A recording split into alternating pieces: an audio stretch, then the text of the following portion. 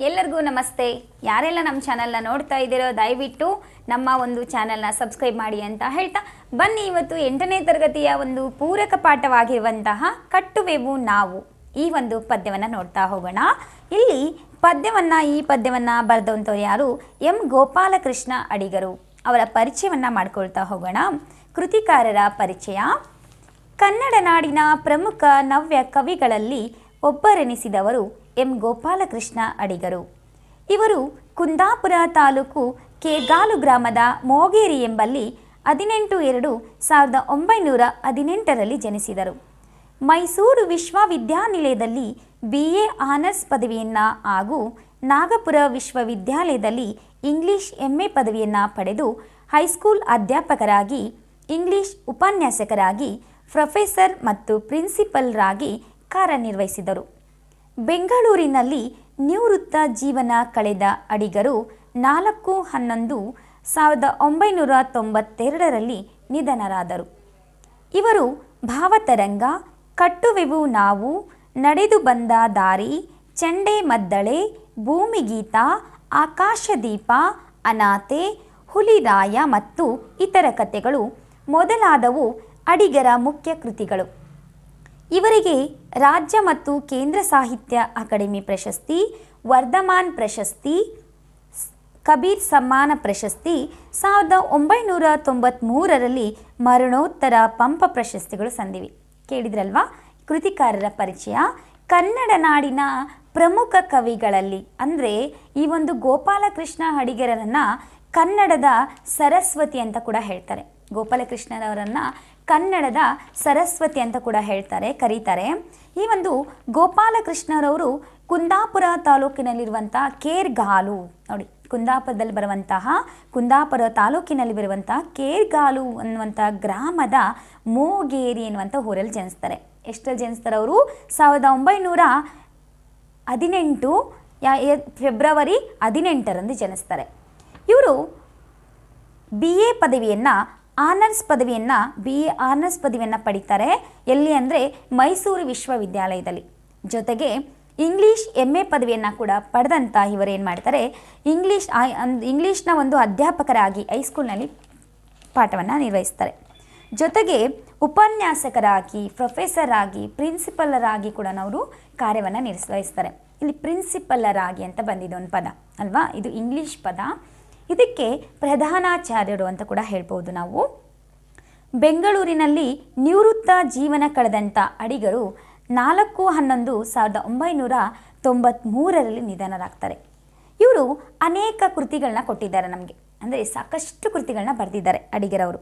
ಭಾವತರಂಗ, ಕಟ್ಟುವೆವು ನಾವು ಎನ್ನುವಂಥದ್ದು, ನಡೆದು ಬಂದ ದಾರಿ, ಚೆಂಡೆ ಮದ್ದಳೆ, ಭೂಮಿಗೀತ, ಆಕಾಶದೀಪ, ಅನಾಥೆ, ಹುಲಿರಾಯ ಮತ್ತು ಇತರ ಕಥೆಗಳು ಹಲವಾರು ಕೃತಿಗಳನ್ನ ಬರೆದಿದ್ದಾರೆ.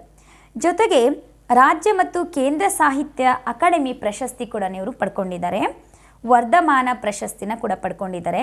ಕಬೀರ್ ಸಮ್ಮಾನ ಪ್ರಶಸ್ತಿಯನ್ನು ಕೂಡ ಪಡ್ಕೊಂಡಿದ್ದಾರೆ. 1993ರಲ್ಲಿ ಮರಣೋತ್ತರ ಪಂಪ ಪ್ರಶಸ್ತಿಯನ್ನು ಪಡ್ಕೊಂಡಿದ್ದಾರೆ.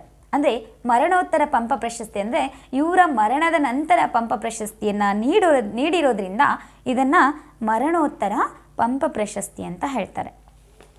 ಬನ್ನಿ ಈಗ ಪದ್ಯವನ್ನು ರಾಗವಾಗಿ ಹಾಡೋದನ್ನು ತಿಳ್ಕೊಳ್ಳೋಣ. ಇಲ್ಲಿ 1948ರಲ್ಲಿ ರಚನೆ ಆಗಿರುವಂಥ ಪದ್ಯ ಇದು. 1948ರಲ್ಲಿ ಕರ್ನಾಟಕದ ಏಕೀಕರಣದ ಸಂದರ್ಭದಲ್ಲಿ, ಅಂದರೆ ಕನ್ನಡಿಗರನ್ನು ಒಂದು ಮಾಡಬೇಕೆನ್ನುವಂಥ ಹಲವಾರು ಕವಿಗಳು ತಮ್ಮ ಒಂದು ಕವಿತೆಗಳನ್ನು ಕೊಟ್ಬಿಟ್ಟು ಕನ್ನಡಿಗರನ್ನು ಒಗ್ಗೂಡಿಸುವಂಥ ಪ್ರಯತ್ನವನ್ನು ಮಾಡಿದರು. ಆ ಒಂದು ಸಂದರ್ಭದಲ್ಲಿ ಮೂಡಿ ಬಂದಂತಹ ತುಂಬ ಸುಂದರವಾದಂಥ ಒಂದು ಪದ್ಯ ಕಟ್ಟುವೆವು ನಾವು. ಕಟ್ಟುವೆವು ನಾವು ಹೊಸ ನಾಡೊಂದನು, ರಸದ ಬೀಡೊಂದನು, ಹೊಸನೆತ್ತರು ಕುಕ್ಕಿ ಆರಿ ಹೋಗುವ ಮುನ್ನ, ಹರಿಯದಿ ಮಾಂತ್ರಿಕನ ಮಾಟ ಮುಸುಳುವ ಮುನ್ನ, ಉತ್ಸಾಹ ಸಾಹಸದ ಉತ್ತುಂಗ ವೀಚಿಗಳ ಈ ಕ್ಷುಬ್ಧ ಸಾಗರವು ಬತ್ತಿ ಹೋಗುವ ಮುನ್ನ, ಕಟ್ಟುವೆವು ನಾವು ಹೊಸ ನಾಡೊಂದನು, ರಸದ ಬೀಡೊಂದನು. ನಮ್ಮೆದೆಯ ಕನಸುಗಳೇ ಕಾಮಧೇನು, ಆದಾವು ಕರೆದಾವು ವಾಂಛಿತನವನು, ಕರೆವ ಕೈಗಿಹುದದೋ ಕನಸುಗಳ ಹರಕೆ, ಗುರಿ ತಪ್ಪದೊಮ್ಮುಖದ ಬಯಕೆ ಬೆಂಬಲಕ್ಕೆ. ಜಾತಿ ಮತ ಭೇದಗಳ ಕಂದಕವು ಸುತ್ತಲೂ ದುರ್ಭೇದ್ಯವೆನೆ ಕೋಟೆ ಕೊತ್ತಲಗಳು. ರೂಢಿ ರಾಕ್ಷಸ ನರಸುಗೈಯುವನು ತೋಳ್ತಟ್ಟಿ ತೊಡೆತಟ್ಟಿ ಕರೆಯುವವನು ಸಂಗ್ರಮಕ್ಕೆ. ಕೋಟೆ ಗೋಡೆಗೆ ನಮ್ಮ ಹೆಣಗಳೇ ಮೆಟ್ಟಿಲು, ನಮ್ಮ ಸಾವೇ ನೋವೇ ಹೊಸ ನಾಡ ತೊಟ್ಟಿಲು. ಆದಾವು ಅಂಜುವಿದೆ ನಮ್ಮದಲ್ಲ, ಸೋಲು ಬಗೆ ವೀರನಿಗೆ ಸಲ್ಲ ಹೊಲ್ಲ. ಎಡರುಗಳ ಕಡಲುಗಳನಿಸಿ ಬರುವೆವು ಘೋರ, ನೈರಾಕ್ಷದಗ್ನಿಯ ಮುಖದಲ್ಲೂ ಕೂಡ. ಹೊಕ್ಕು ಹೊರಡುವೆವೆಲ್ಲ ತೊಡುಕುಗಳ ಒಡುಕುಗಳ ಬಿಡಿಸಿ, ಇಡಿಗೊಳಿಸಿ ಕಟ್ಟುವೆವು ನಾಡ. ಉತ್ಸಾಹ ಉದ್ವೇಗ ಉದ್ರೇಕಗಳ ವೀರ, ಯುವಜನದ ನಾಡಗುಡಿಯು, ಅದರ ಹಾರಾಟಕ್ಕೆ ಬಾನೇ ಗಡಿಯು. ಬರಲು ಬಿಡೆವೆಂದಿಗೂ ಅದಕ್ಕೆ ತಡೆಯು, ತಡೆವವರು ಬನ್ನಿರೋ ಹೊಡೆವವರು ಬನ್ನಿರೋ, ಕೆಡೆ ನುಡಿವ ಕೆಡೆ ಬಗೆವ ಕೆಡಕು ಜನರೇ ಬನ್ನಿ. ಕೊಟ್ಟೆವಿದೋ ವೀಳೆಯವನ ನಿಮ್ಮೆಲ್ಲರನ್ನು ತೊಡೆದು, ನಿಮ್ಮ ಮಸಣದ ಮೇಲೆ ಕಟ್ಟುವೆವು ನಾವು ಹೊಸ ನಾಡೊಂದನು ರಸದ ಬೀಡೊಂದನು. ನೋಡಿ ಎಷ್ಟು ಸುಂದರವಾದಂಥ ಪದ್ಯ. ಈ ಪದ್ಯದ ವಿವರಣೆಯನ್ನು ಮುಂದಿನ ಒಂದು ವಿಡಿಯೋದಲ್ಲಿ ನಾನು ತಿಳಿಸ್ಕೊಡ್ತೀನಿ. ಯಾರೆಲ್ಲ ನಮ್ಮ ಚಾನಲ್ ನೋಡ್ತಾ ಇದ್ದೀರೋ ದಯವಿಟ್ಟು ಲೈಕ್ ಮಾಡಿ, ಸಬ್ಸ್ಕ್ರೈಬ್ ಮಾಡಿ ಅಂತ ಹೇಳ್ತಾ, ಮುಂದಿನ ಒಂದು ವಿಡಿಯೋದಲ್ಲಿ ನಾನು ಈ ಒಂದು ಕಟ್ಟುವೆವು ನಾವು ಪದ್ಯದ ಒಂದು ವಿವರಣೆನ ತಿಳಿಸ್ಕೊಡ್ತೀನಿ. ಅಲ್ಲಿವರೆಗೂ ನಮ್ಮ ಚಾನಲ್ನ ನೋಡ್ತಾ ಇರಿ, ದಯವಿಟ್ಟು ವಿಡಿಯೋನ ಪೂರ್ತಿಯಾಗಿ ನೋಡಿ ಅಂತ ಹೇಳ್ತಾ, ಮುಂದಿನ ಒಂದು ವಿಡಿಯೋದಲ್ಲಿ ಹೊಸ ಪಾಠದೊಂದಿಗೆ ಭೇಟಿಯಾಗೋಣ. ಅಲ್ಲಿವರೆಗೂ ನಮಸ್ಕಾರ, ಧನ್ಯವಾದ.